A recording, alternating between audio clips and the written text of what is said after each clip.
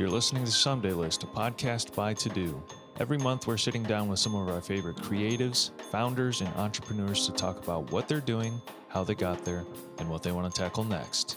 Today, we're talking to Tina Roth Eisenberg, perhaps better known as SwissMiss, the creative force behind CreativeMornings, founder of Tattly, which was recently acquired by Bic, and of course, the co-creator of TeuxDeux. Taking over as guest host for the episode is Koczon, founder of Fictive Kin and a collaborator on TeuxDeux. Together, they talk about building heart-open companies, learning to let go as a founder, and creating a work-life balance while running multiple businesses and parenting on top of a global pandemic. Before we get started, if you're looking for an easy way to get organized, look no further. TeuxDeux is a thoughtfully constrained, minimalist to-do list app that is as simple as paper. Because we believe that simple stays organized. TeuxDeux helps you focus on the things you need to get done so you have more time for the things that matter. Start your 30-day free trial at TeuxDeux.com or download the free mobile app. On to the interview. I feel weird interviewing you a little bit just because I am so used to just talking to you regularly. And then I feel like a little bit interviewee. But I guess we'll just jump in. One of the things that caught me on one of your calls, you said you wake up at 4:30 every morning. I was curious if you still wake up at 4:30 every morning. And maybe if you could just take me through like a typical day in the life, like a work day. No, it is no longer. Yeah. I'm still a morning person, but I really do feel like the pandemic has just, everything has been upside down. I still get up fairly early. I go to bed ridiculously early. I just go to bed. I'm the first one to check out, and it's hilarious. And Like single digits early, like 9 o'clock, or well, when they're not with me because I co-parent, I'm in bed by 9. But then I'm up at 5:30. But I just naturally wake up. So I'm one of those annoying morning people. Back in the days when you first met me, when we used to first, co-work, I used to get up super early and jump out of bed and go straight to the computer and work for an hour before the kids got up. And well, those days are gone. I've found a bit more of a balance of just waking up and easing into the day and meditating and stuff like that. So I'm grateful that I've gotten a bit healthier. And then I really don't have a typical day, but I would say I take my dog to the dog park, which has been amazing. I adopted a dog 10 months ago, and it has been a really good ritual for me to force me to get out the door. And I go to the dog park and then walk to the office.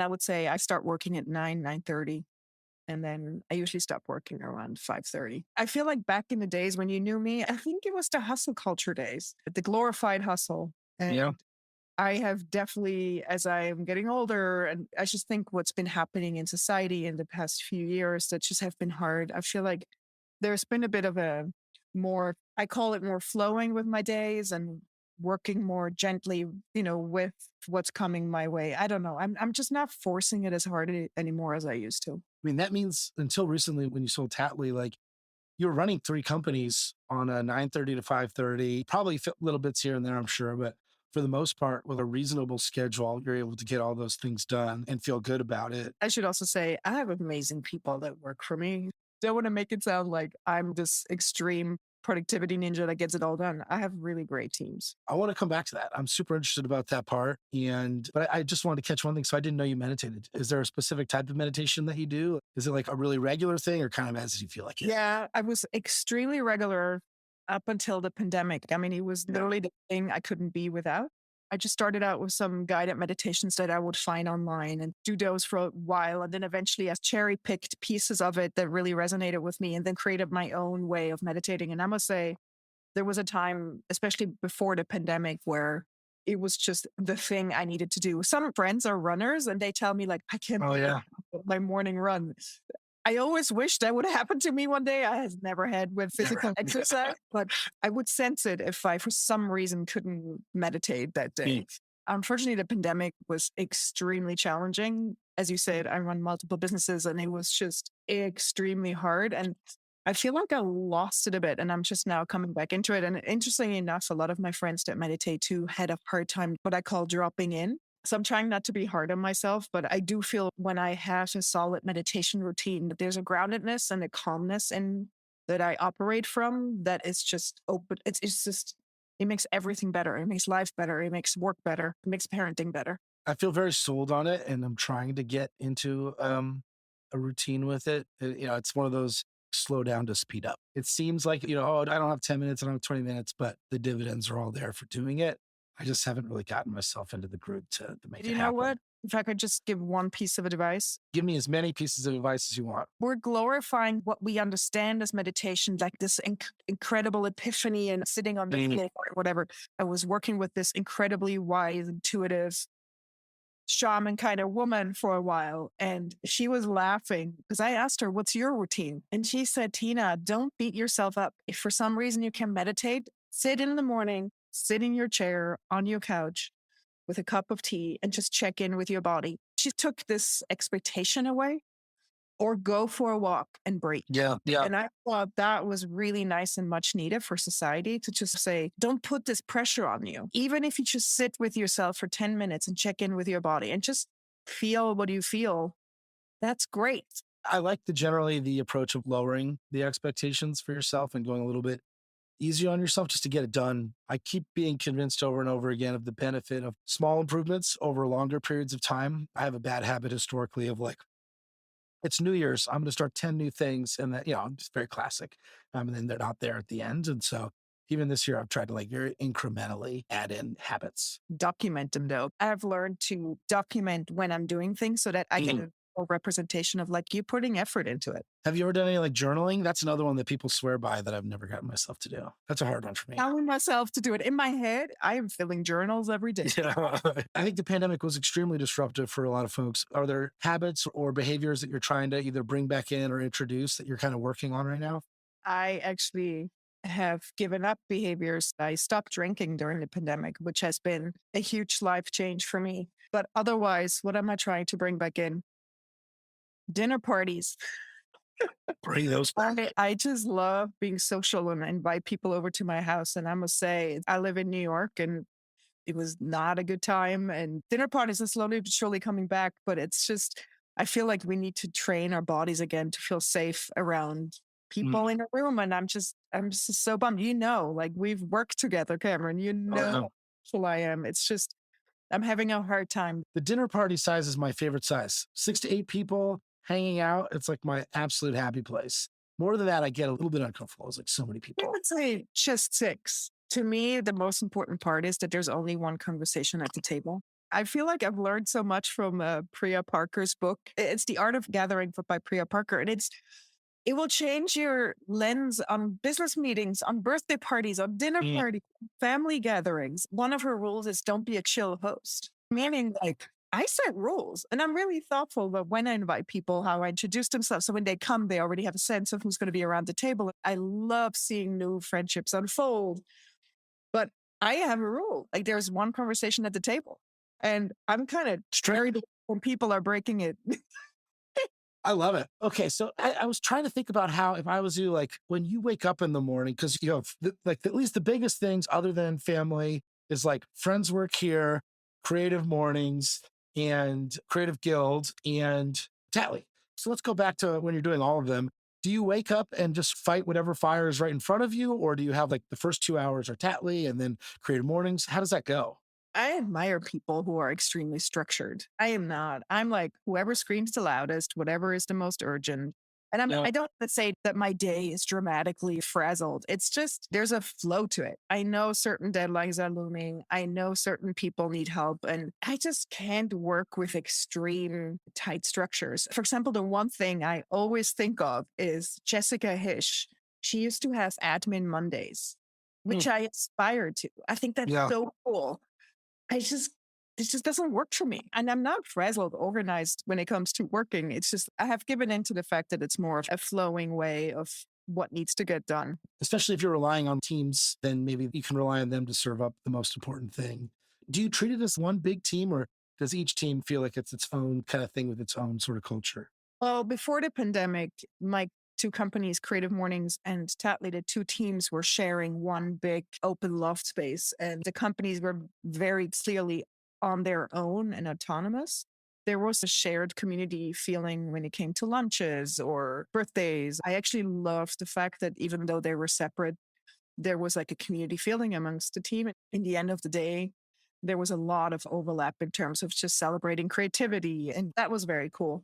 But now that I sold Tattly, and actually a year ago, Tattly moved into a different separate space, and I'm only advising Tattly now. It's mostly Creative Mornings. But for me, Creative Mornings became a remote company. And anyone who knows me, like my superpower, it was actually interesting. In 2019, I really hit the stride of speaking about how I lead my companies, and they're extremely community driven. The way I set up my companies spatially, my whole ethos around running companies was all about the joy of being in community with each other. And it's also my superpower. It's what I'm really good at. I was invited to speak at really big tech companies and internal conferences, and I was paid a lot of money. And I was like, oh my God, this is happening. This is so weird. And then the pandemic happened and we became a remote company. And to me, that was the biggest shock to my system, having to adapt to remote working. And while I mourn sort of the in-person, I also see the incredible advantages and the beauty of being a remote company. I was in physical pain for the first few months. I would log off a Zoom meeting and literally be in tears. Viscerally had a very hard time dealing with it, feeling very disconnected from my team. But now, what is it, 2.5 years later? I just eventually realized that I can't swim upstream. I can't fight what is unfolding. And I think a lot of life and business is just that. You need to eventually just go with the flow and realize, okay, we are becoming a remote company, and which makes sense for what we are. We have events and chapters all over the world. So it makes sense that we are that. So to me, that has been one of the biggest changes. And it's totally not what you asked. Let's keep going that way. I mean, what I think is so special about Creative Mornings as a general thing, and it applies to friends as well. Community is almost like a sickeningly frequent buzzword right now. I just hear it all the time, but nobody knows what the heck they're talking about. People use community for their customers. Just because people use your product, that does not make, they're your customers. That's a bit the thing that bothers me. That was going to be my point, is that you actually know what that word means because you've created it. I bet, how many people do you think were at the very first ever Creative Morning session in New York? 45. 45. And there's tens of thousands of people every month gathering. That's like real understanding of community. And so I think that's like special at a time when everybody talks about it and claims to value it. I think they do value it, but without understanding it, the shift to even having Creative Mornings be virtual, it felt like you were on that pretty quickly. And I noticed that you're live again in New York, and curious generally how you feel about in-person versus virtual after 2 years of this stuff. So for people that don't know, so Creative Mornings is a lecture series that I started in New York, which is basically the community I wish existed when I moved to New York and I didn't know anyone. I'm a trained designer, and I built it on the premise that I believe in face-to-face connection, that real connection is made face-to-face and not behind a screen. That's what it was built on. So for 11 years, we've been running Creative Mornings, and it's grown in a completely global phenomenon run by thousands of volunteers around the world. And then the pandemic hits. So we literally are the world's largest face-to-face creative community, and a global pandemic hits that doesn't allow us to meet up. The whole notion of our organization is to meet up face-to-face. To be honest, I was in such complete denial and shock when it happened. I realize now what blinders I had on as a founder of this organization, because I would have never, ever touched a virtual event with a 10-foot pole. I would have never allowed it to have the name Creative Mornings on it because it was not what I believed in. I didn't believe connection can be made, deep connection can be made virtually. But then this is the magic of Creative Mornings and our volunteers. So we have a huge volunteer base that puts on these events around the world. And 3 of our chapters in April put on the most amazing, thoughtful, curated, heart-opening events. They just moved it to virtual. And I remember sitting there bawling my eyes out because I realized I was wrong. Here we were for years teaching new hosts how to put on thoughtful in-person events, what the elements are of gathering community in person. We had to instantly switch to, okay, what does a Creative Mornings feel like virtually? What are the elements that we can translate? What does have to be redefined?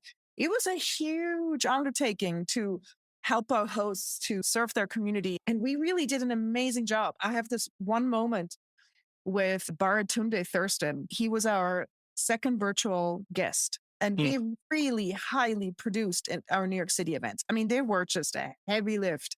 But we were just like, we want to create events that people log off afterwards and they're buzzing. And I remember Baratunde Thurston, we had a big pre-opening program. And then I introduced him. And then he literally just gushed for about 3 minutes that he's been on all the Zooms.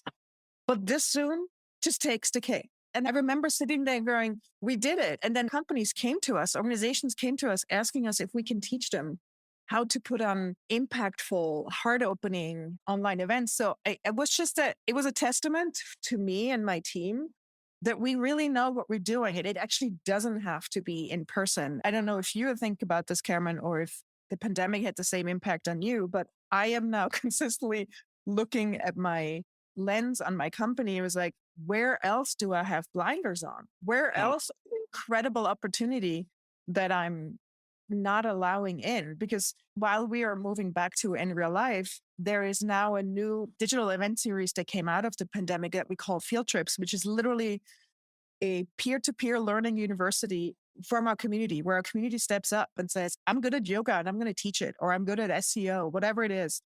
And these events are incredible. If you attend them, you go like, how in the world did we never consider this could happen? That in real life thing was not just a blinder. It was like the sort of beating heart of the core idea. And it would be really hard to say to somebody like, hey, you don't need your beating heart, or your beating heart should be like different. Once we started saying we're going to move the New York City events back to in real life, we got a lot of messages of people saying, hey, people were tuning in from around the world. And people were saying, I don't want to miss out on your New York City events. Can you please have a live stream? I have always said no to live streams. And now we have a really highly produced live stream. And 200-300 people every month tune in from all over the world. And I'm like, you know what? If that serves them that way, if in the end of the day, what I want to do is inspire and connect the creative community. And if that does it and helps, then so be it. I think that's really cool that you're now mixing virtual and in person. And it doesn't sound like by doing it virtual, people are stopping coming in person. They maybe just get to choose between those two things. I was thinking about how many Creative Mornings videos there must be, almost 200 chapters or more than 200 chapters. Do you have one or two like hidden gems or lesser known favorites that you think are maybe under the radar, but that you really love a lot? Reading as a way of life is my all-time favorite Creative Mornings talk in 13 and a half years history. If you're at all into books, if books are your thing and you're the magic of books and the idea of a personal library interests you, go into Creative Mornings New York. You can see the talk there. It was so good. What's another favorite? Oh, there's so many. Oh, actually, Casey Gerald years ago spoke in New York City. And it was the first standing ovation that any talk in New York City got. And that one was incredible too. I'm curious, when we were in Brooklyn, you said something which I have a hunch maybe you've changed your mind on. This would have been 15 years ago or something like that, that you don't see the point in fiction books and that you only read nonfiction books. Does that remain the same, or have you developed a love for fiction in any way, shape, or form? I would challenge you in the words you use now, because I see the point. I just don't resonate with reading fiction. Yeah. I still don't. And it's making me laugh because I kind of want to. And my daughter, 16, is an avid reader. I can barely keep her book stack growing in it fast enough because she devours a book a week and she's all about fiction. And she keeps telling me about them. And I'm always like, why am I not into it? I am just a nonfiction gal. But I'm hopeful that maybe when I get a little older, I'll discover fiction. I'm going to make it a point of trying to find the most Tina fiction book. Do you read a lot of biographies? There's like educational nonfiction, learning skills and things like that. And then is biographies and history and stuff like that part of it? Or no, I'm a lot of, for example, I just read, or I'm just about done with The Second Mountain by David Brooks, which might very well become my book of 2022. I feel like every year I have a book that is the book that, had the most impact on me and my life. And it might very well be that one. And but another favorite is Michael Singer's The Untethered Soul that changed my life in 2018. Priya Parker's The Art of Gathering. So they're either very spiritual books or they're books that really think about how to become the best version of yourself, how we live our life. It's a nice lead in because in some of your previous talks, you've mentioned that when you started to do a business, you went to the library or the bookstore or something like that, and you got a bunch of business books, like how to business basically. And you found them all lacking, which doesn't surprise me. Business books are predominantly lacking. Now that you've been running businesses for so long, is there anything, if you could go back to that Tina, are there any pieces of advice you would give her that maybe weren't in those books, but you've learned on your own? Oh, so much. I really must say my personal insecurity when I started hiring people and I became a boss and an entrepreneur, my insecurities around, am I doing it right? I just wish I could go back to myself or to the younger version of me and say, like, Tina, just trust your intuition. There is no right or wrong. And that's what I was talking about when I said earlier that in 2019, I was invited to speak at these giant tech companies, internal conferences to talk about how I lead my businesses. And it's so simple, Cameron. It is like I would sometimes stand there and look at my slides and go, really? We have to really talk about the fact that work should be joyful, that aspiring to have a joyful environment is such big news. Having a loving work environment, it's just, I had inherently, my intuition told me that it is okay to have a very loving way of leading a company. And I feel like there's now a real trend to talk about heart-centered leadership, which is something I always wanted to intuitively do and I have done. But I felt very insecure at the time. I felt almost ridiculous a little bit. And, like, oh, there she is. She has no idea what she's doing. And what are you talking about love and joy and fun at work? I still think the reason why I was able to attract such incredible people in my life, in my teams, and such purpose-driven, smart, thoughtful, resourceful humans, they're going to be friends for life, is because there was a human factor in how I ran my companies. You didn't have to put on a professional facade coming at work.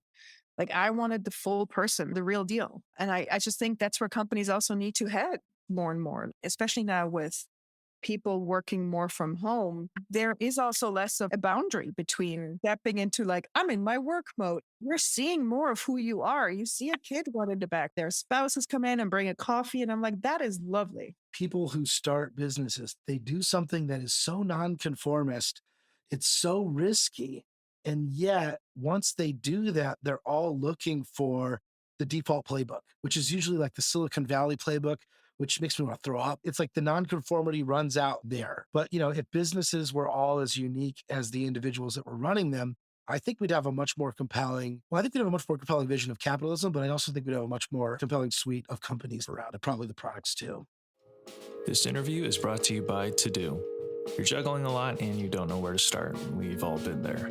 And that's why we made TeuxDeux with the core belief that less is more. TeuxDeux is the minimalist to-do list app to ease your cognitive burdens. We are the most refreshing task manager in a sea of monster energy drinks. No pings, no feeds, no comments, just you and the things you need to get done in a simple, intuitive interface. Use code SomedayList for 20% off when you subscribe at TeuxDeux.com. Back to the interview. The one big epiphany I had, and is one of my favorite moments in running businesses, was I on a whim signed up for Jason Fried's This Is How We Work workshops that I think he gives every few years. He's the founder of Basecamp, a really remarkable company. They're just thought leaders in how they figured out how to work remote. And I remember signing up on a whim and I was like, I'm really curious to see how he works. I want to learn. Not saying that I want to just follow him, his truth, his gospel, but just I feel like sometimes it's really interesting to hear other people's ways of living, working, to then take out what works for you. So I went into his space. I just instantly felt I can pick up the energies of his space and how people operate in it. And I was like, wow, this is a very introverted, laid back experience. And sure enough, in his workshop, at one point, he explains that if you do come into the office and you head an office, let's say there's a few people in the space and you want to go over to someone and ask them something, that's considered a bother. And I nearly spewed the coffee out of my nose. And then I sat down and goes, oh, this is what it is. As an entrepreneur, as a business, as a founder, as a leader of a team, it can break down to even just teams. You set the tone of your company. You set the energy and then you have to hire accordingly. So mine is bubbly, outgoing, community-minded, heart-centered. And I need to find the people that will thrive in that environment. And Jason has to find the introverts that appreciate his setup. I want to teach this to my children once they start looking for jobs, saying, pay attention of what does that company feel like? It's sort of a mini organism you're joining and you need to make sure you thrive in there with the same values and I wish I would have realized that when I started running my companies, that I have to be intentional around that and not apologize for it. Yes, we're bubbly and community and heart-centered. So what? That's great. And you don't want to talk about feelings? Don't work for me. That's fine. Yeah. Well, I just say I really like that. I'm curious, now you've done this for a while. Have you ever found a business book that you liked, or at least like a business leader that you look up to? I think what do I know? I mean, I don't know everything about a business leader, but there's a few people who have created environments that I aspire to. For example, there's Bob Chapman, who wrote a book that I forget the title right now, but he's a really interesting guy who bought companies. I might butcher this a little bit, but he will buy companies that are failing, let's say big factory plants. For example, he would make paper towels, and he would buy a factory that prints on paper towel, the pattern. He created an environment where he made very clear that everyone's voice counts. And he wasn't just talking about it. I got to meet a lot of people that worked for him. It doesn't matter if you're on the floor in the factory or you're in the leadership team. Everyone's opinion counts. What he did is, and this is the part that I thought was incredible, and I talked to multiple people that worked for him that said it changed their life. He created an internal academy that teaches you how to communicate clearly and kindly and just become a better communicator. And people said that changed the entire dynamic within the company because people were better communicators and changed people's lives at home. And he sort of let companies self-organize. When there was one factory that was having financial issues, they organized themselves, and he let it happen, that they would figure out a schedule and cut everyone's pay a little bit, and everyone would maybe skip a day. They wouldn't have to let anyone go. Stuff like that. You mentioned at the beginning you have some really great teams. Does everything have a CEO? I guess Tattly had a CEO, and Creative Mornings has a CEO, or no? No, Tattly, I hired a CEO about a year ago because I realized I really needed to focus on Creative Mornings. While I love Tattly, I just knew that at the end of the day, Creative Mornings is my legacy, and it's just where my heart is. So that's why I found an incredible person with so much experience that took on Tattly. That was a real moment for me of letting go, because I was the CEO of both companies, and I'm still the CEO of Creative Mornings. I was going to ask how you get that culture to stay through another CEO, but I think that makes perfect sense. You have this thing, I don't know if you still stick with it, but if you're complaining about something, you have two choices, which is like do something or let it go. I was curious about your general approach to letting it go. And then also, I guess in particular with Tattly, what that's like, because how many, 8 years or maybe 11 years actually, about letting go in general, and then maybe letting go as it pertains to Tattly. Well, let me tell you, any of my close friends, they're at this point just rolling their eyes, or they're just like so relieved it's done. I think one of my life lessons is the letting go of things I love and I have built, and getting better at it. I think it's the same thing with my marriage. I waited a very long time until I was ready to let that one go. Same with Tattly. And I mean, I started the process of trying to let go about 5 years ago. And I remember working with coaches and therapists. And I remember like in sessions 5 years ago where I could barely say the words, I would like to sell Tattly, because I was so guilt-ridden that the notion of how can you want to let go a labor of love, something that entails so many of your values. And it's actually something I would love to talk about with more founders of companies that just like me really ingrain a lot of their personal values into their companies and into their products. How can one accelerate that process in a healthy way to let go easier? Because it's been a very long, hard process for me to be able to say, I want to sell Tattly. I want to, and I wouldn't even use the word sell. I would always talk about an adoption. And in the end of the day, I found an amazing new parent or spouse. I actually talked in the end. The lawyers were just rolling their eyes at the end. They were saying, yeah, we're walking Tattly down the aisle. She's getting married. She's moving on. And they were just like, how many more metaphors is Tina going to bring up? Yeah. With it done now officially, I know you're still in an advisory role, but on the other side of it, for the most part, is there relief, or is there still an ongoing process of letting it go? It's actually interesting. I feel like not a lot of founders talk about the process of selling company and what happens afterwards. And it was interesting. There were a lot of big name founders that sold their business that reached out to me saying, hey, do you want to talk about it? Do you want to talk about the feelings? And interestingly enough, a lot of them, they explained long and hard processes of working through their emotions.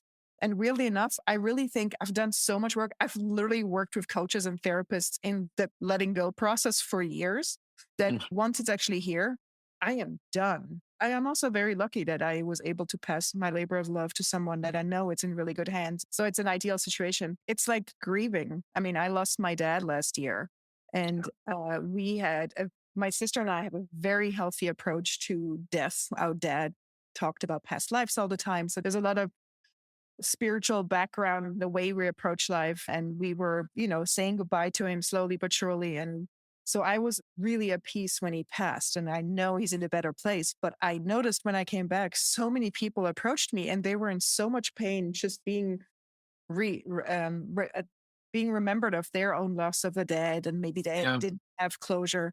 So I do think in general, I think learning to accept something, moving on, letting go is such a big part of living a happy and content life. I'm just thinking my daughter is going to go to college in 2 years. And I am going to work over the next 2 years ready for that, because I cannot be a basket case after she leaves. Like, I just can't, I think about that now as a parent. I'm like, oh, I just left at 18 and I didn't come back until essentially 38. I'd come back like a week or 2 weeks at a time or something like that. I probably gave my mom a clinic on let it go pretty aggressively. But, it makes it nice to be back now. So speaking of your daughter, you've called Ella a career catalyst, and you've mentioned in a couple of your talks that like on the same day you started your design firm and you had Ella, did you like sign the LLC documents and then go into labor, or like what? How does that all go? Because that seems like a pretty big deal day. No, I think it's more that, again, it was like a leading up to it. As I was pregnant with my daughter, my first kid, I noticed how I was going into full on taking inventory of my life overdrive. And I started realizing there's so many dreams I have and so many things I want to do. And I don't know what happened, but all of a sudden I was like, now or never. And so I knew that the day she was born, I will not go back to work. I will start my own company. And that clarity, I feel like life is all about clarity. But when I have moments of clarity, it's the biggest gift to me. I knew that was what I had to do. And the same thing happened when, that's where we met, when I ran my own company, my own design studio. And interestingly enough, you were the reason why I stopped running my own design studio, because you always said, Tina, stop doing services, do your own thing. Boy, so my little on my sitting on my shoulder, that's you. And I'm so grateful for it that you were telling me this on a regular basis. But when I was pregnant with my son, the same thing happened again. And because of you always saying, Tina, why don't you do your own thing? I also had this moment of clarity that the things I love doing are my own projects. And I went on a 1-year sabbatical. To me, my kids were giving me a bit of a now or never feeling. And I know a lot of parents who had the same reaction. This is a milestone. Now I'm a grown up. And I think before I just didn't really realize I was a grown up already. It was a marking point of like, all right, we're ready to level up here. Something happened to me when my son was born where it reframed, okay, I own this business or whatever, I'm growing this business. And then in my head, he became like the audience a little bit accidentally. I was like, oh, I want him to think this was like a cool thing. Like I almost have future him as an evaluator of it. And I'm curious because your kids are older and they've seen all the amazing things that you've done. Do you feel like that comes through? Like, are your kids like aware of what you're doing and what you're up to? Or is that a little bit more like a thing that I've kind of made up in my head? No, I think they're aware. And, their dad runs his own business. Yeah. It's very similar to how I grew up because both my parents were entrepreneurs. And I think sometimes as a kid, you don't realize how unique it actually is. I know that in a few years, Ella will realize, oh, wait, that my mom ran this is while I was a kid. What the heck? But it's okay. The one moment I must say that was a little sad was because I remember Tattly was featured on Good Morning America a few years back, and I watched it together with my daughter, and my daughter was the reason why I started the business. She inspired me to do it. And they said that on TV, and then we both teared up watching this on national television. And then she said, Mom, never sell the business. I want to run it one day. And granted, she was very small. Yeah. But the kind of stuff that sticks in your heart as a parent. Yeah. I did tell her that I'm about to sell the business. At one point I asked her, like, are you sad about it? And she's like, a little bit. But I said, it's really important to me that the legacy lives on. And I know it's in good hands right now. And I said, how fun is it going to be like in 10, 15, 20 years if the brand is really big and is growing? And you can say, my mom to start this, I kind of helped her. And again, it's letting go, right? I mean, it's a taste of having to learn to let go. So I just think it's really cool when you run your own businesses and you can share about what's happening a lot with your kids. It's like I talk about, let's say on this trip, there was a moment where we noticed someone's behavior. And I looked at my kids and I said, this would be a data point that I would never hire this person. And they were like, what? And I consistently talk to my kids about how I think about hiring, or don't just do the bare minimum, show up and think with me. I really love that I'm able to give my kids a lens of lessons I've learned through running businesses. They love coming to my offices. And I always tell them, like, don't you think this is the real normal deal? Because this is we're not normal. And I can't wait for them to go to a really shitty internship at one point in cubicle land and no light, no nice people, and come back and go, wait a second, but isn't work fun?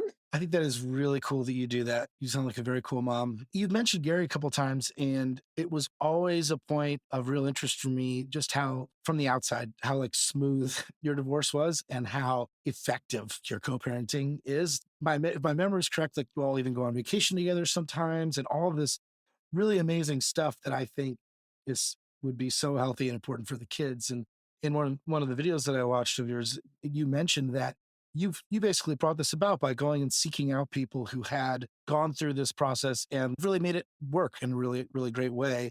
What are a couple of those lessons that you learned or things that you might impart to other people who maybe find themselves in that situation?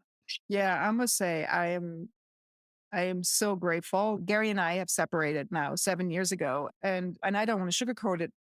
Breaking up a family and reshuffling into a new family setup is not a piece of cake. And of course, it was hard, but he and I both agreed immediately that all we care about is that we're just going to redefine our new family setup and that the kids come first. It was an amicable divorce, and we very quickly realized, 50-50 parenting, we're going to live close by, et cetera, all of that. It was actually interesting because I had to find a lawyer that understood that we're amicably divorcing. The divorce system is not set up. It's not set up for amicable, because I called Gary and it was like, hey, she just has a question right now, because we've defined everything. I went to a lawyer and she was like, wait, what? Like, you're just going to call him and ask him? I was like, yeah, like we're not fighting.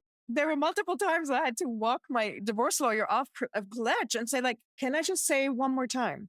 If I had to pick an ex-husband, I would pick Gary. And I must say that the biggest epiphany for me was the narrative of divorce is so negative in this country, or you just assume it has to be terrible, that I think the most important thing you have to do is get into a mindset that it can be a really healthy process. Hard, but healthy, and that there is a really good ending. Like Gary and I are friends. We love spending time together. We go skiing together and Christmas and whatever. And we're so helpful with each other. We're flexible with our schedules. And what a healthy thing to teach to your children. Consciously uncouple, as Gwyneth Paltrow would say.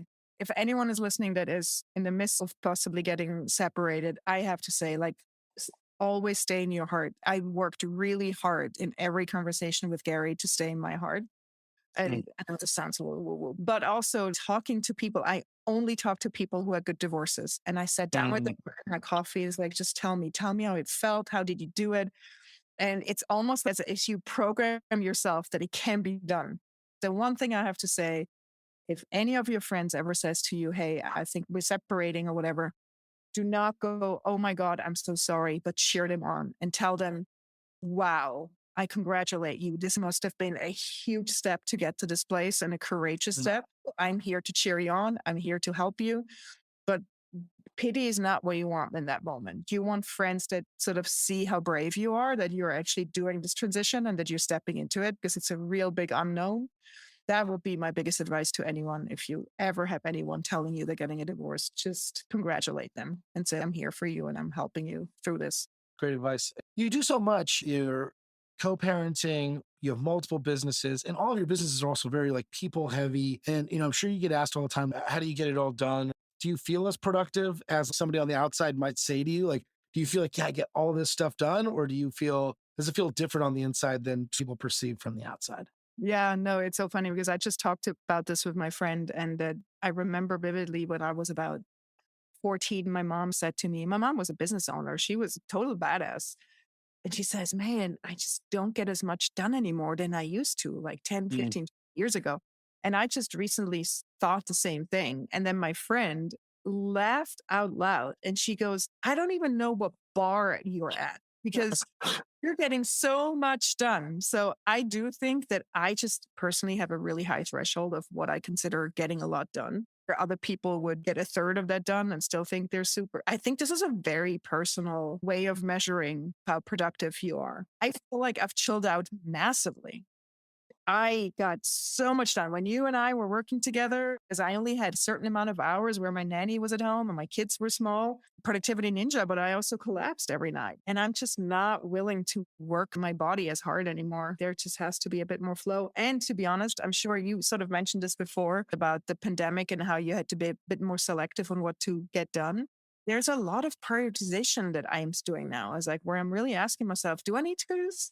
Is this important? I don't think I'm the only one that is doing that. There is a lightness or I don't know, a sifting that's happening, I feel like, amongst my friends and peers as well. When it gets to be 5:30 and you decide you're done for the day, is there anything that makes you feel like you're done for the day? Do you actually just stick to the clock? Because like, obviously when you're at the end of your day, there's still a huge pile of things for you to do. Like what makes you decide like, okay, closing the laptop or whatever, I'm done. When I say I ended at 5:30, again, I'm not that strict. It's really interesting. I have a bit of an ebb and flow.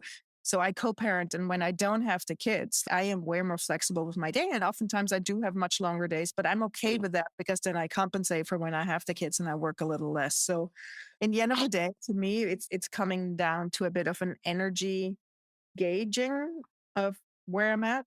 I don't know what I would do without TeuxDeux. Like it is my daily savior. It really is. And I have hacked my own way of using it where at the very top, I put in urgent. And I have the things that are urgent, they get the alarm emoji. Those I have to get done every day. And then I sort of, below I have a category of next up. But the ones with the siren, like I cannot close my computer until they're done. Those have to be done. And sometimes, to be honest, sometimes I have a second wind and I'm like, I don't have the kids. I don't have any plans. And I really think even as employers, and you're an employer too, I feel like we need to allow our team members to be more fluid and getting the work done when they feel like they're most productive. Forcing people into 8 hours a day in certain hours, it's just not the way to go. We need another metric other than time. It's just so hard to measure creative work, and that's tricky. But I think we've all had that feeling where you have a 12-hour day where you get nothing done, and you have 4 hours or 3 hours where you do like 2 amazing weeks worth of work. How to channel that, I don't know, but I think that is a reality. And you can't do the same 8 hours every day and expect that to work that way. I so agree. Let me segue, let me hit you with some to-do questions just to bring us home since you already brought up to-do and its life-saving capabilities. So my memory from back in the day was that you would go for the big pile of items and then the next few days, you don't really mess around with them too much. I used to do in my day-to-day, like we're in a conversation, you mentioned a book, I just throw it in today. I see an article, I know I want to blog it, I put it in my TeuxDeux and I just write blog in front of it and then the link. Every day I need to do TeuxDeux hygiene, which is basically cleaning it up. Like, where does it go? Yeah. Like, I have a blog bucket and a someday section, but sometimes I don't have the time to do my digital hygiene. And then if a few days accumulate, I have it's really long today. That's why I need, what do you call them? The header section. So I have to like visually tell myself, okay, everything is above it with the alarms, siren. Then those are the things I have to get done. Yeah. I feel like I'm a bit messy probably in how I use it, but it just works for me because the most important part for me is that it is out of my head. Knowing I threw it into TeuxDeux, I know I will not forget it or miss it because it's in there. And that is the thing that lets me sleep at night. And sometimes people tell me, like, how do you remember all these things? And, I would say to someone, I'm going to send you that. And I quickly, during our conversation, put it in TeuxDeux. I think TeuxDeux rewards a temporary messiness because it lets you just zip everything around because it's not like you open up a form to move it. You just chunk it all over the place. I was curious about your someday list. Do you have a lot of them or just like a small number? Yeah, it's actually funny. Not because of this interview, but I just today deleted a few because I started having too many and I looked at some of them and I forgot I had them. Some were like restaurants I want to go to and stuff. I have quite a few, but I mean, some of them I really use heavily. For example, I have 2 gift lists, like each for my kids. If they mention they like something or my daughter notices something that she likes, I put it in there so that, Christmas is approaching. I've done my research throughout the year and accumulated the lists. They're so helpful. Or I have a movie list where, like, whenever somebody recommends a movie or a show, I put that in there. I love the Sunday list. They're lifesaver. Do you use it in work? Would you have one for Tattly and one for Creative Mornings, or is that like a separate thing? I just have someday lists with Creative Mornings. And also, I clearly mark what is what. Like, I used rainbow emojis, Creative Mornings. I think it's because I started using Notion heavily.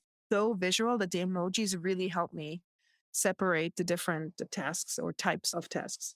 Are there any other Sundays that you think are kind of unique or quirky in terms of what might be there? I do love it for shopping. And again, I put a shopping cart in front of the subject line, and it's so much easier to find now in my someday list. Why did it take me so long? What else? Let me just click through here quickly. I keep a list of stuff I want to blog, which is just such a good way, an easy way to collect those things. It's such an easy way to keep track. And then I have a list of places I want to travel to. You know, whenever I see someone I follow on Instagram, I was like, I want to go there. Or then when vacation planning comes around, I was like, let me go through this list. It's just such a lightweight way, you know, not opening. I love Notion, but Notion is so much heavier and there's so much I have to do. I'm just so grateful that you and your team or just maintaining the way to do it the way you are. Because it's so funny how this app came out of a lunch conversation between the two. I know. It's awesome. And it's been, how long is it now? 2000, it's 11 years. Yeah. And I don't know what I would do without it. I really don't. Same. I literally use it every day.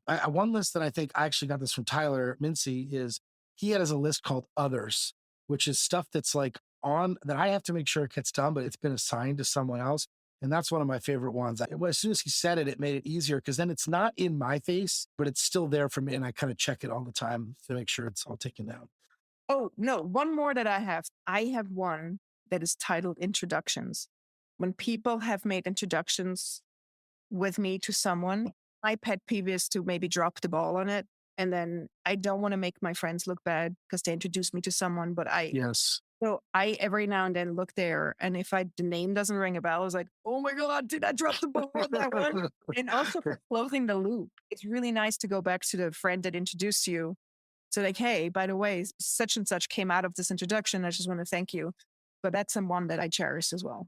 Closing the loop would be really good. Sometimes people recommend projects to Fictive Kin or something like that. And it's a good one to go back and say, thank you. Well, speaking of thank you, you're somebody who I feel like you embody this thing where if you give in order to give, like you get back even more. And I think a lot of people treat that as like a weird tactic and they give just to get. They forget, but it doesn't work that way. You basically have to give solely for the sake of giving.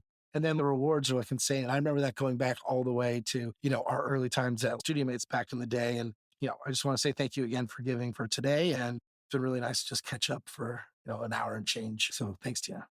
So nice, Cameron. Let's do regular podcast interview. If this gets us to chat for 2 hours, I'll subscribe, Cameron. That's awesome. Thank you for tuning in to Season 1 of Someday List. We will have new interviews for you in the new year, so make sure to follow and subscribe on Apple Podcasts or Spotify. In the meantime, you can catch up on our previous episodes. We have had conversations with 9 incredible creatives, founders, leaders, and entrepreneurs that I'm sure you will find insightful.